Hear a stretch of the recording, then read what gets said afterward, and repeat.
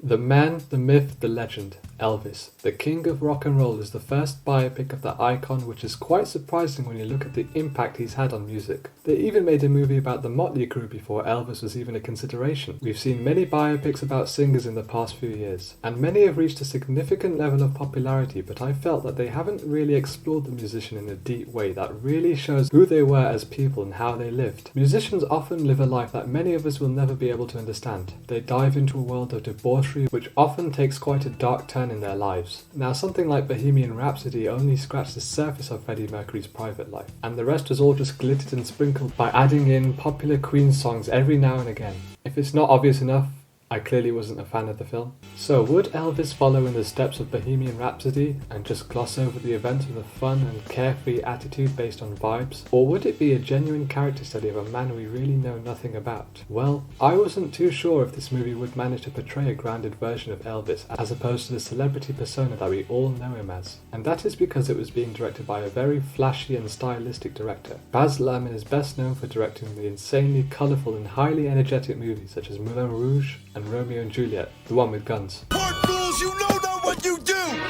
He has a very distinct style, and a lot of that comes from his lavish production design and the incredibly abrasive non-stop editing style that cuts to 10 shots in just 5 seconds. And in this biography of Elvis, Luhrmann inserts his artistic style with full frontal.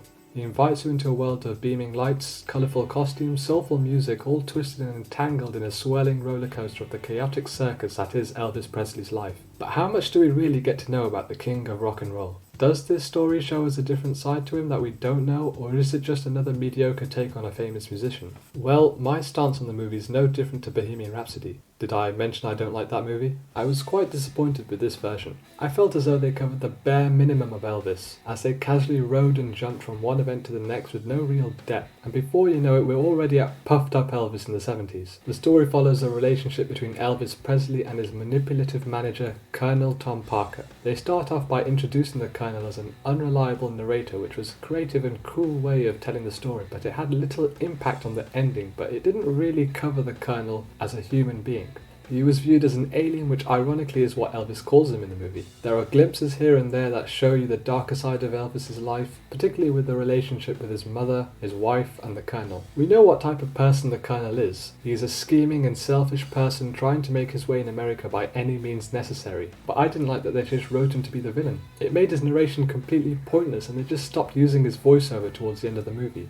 It made no sense really. The performance from Tom Hanks made the character quite entertaining though, so he wasn't a total waste. Austin Butler plays Elvis to perfection. The voice and the way he moved during his musical performances really echoed the persona of Elvis. I enjoyed the first half of the movie a lot more than the second half, because I knew the angle in which the story was heading towards. It became less eventful and more dull when they covered his story in the 60s and 70s. I feel like the movie had to be a lot longer to cover 30 years of his life, or at least make it a miniseries. The way the film starts wasn't overbearing, it sweeps you into Luhrmann's world with excitement and wonder. The music and energy is what keeps this film alive, but after a while it becomes too overwhelming. The edits and music performances all felt too similar without showcasing a change in Elvis's character. The dialogue didn't really help in this case. It was just there to progress the story, but it actually rushed the movie. It's like the writer realised he had only 1 hour until the deadline and had to just copy and paste cue cards of former biopic plots. So the movie doesn't really embody or encompass the world of Elvis. I just feel like his life and world is so big that it can't be depicted in just 159 minutes. I think the movie would have worked better by not having to rely on big events. We don't need to see every famous concert he pulls off because that doesn't show Elvis from behind the scenes. It shows Elvis as we already know him.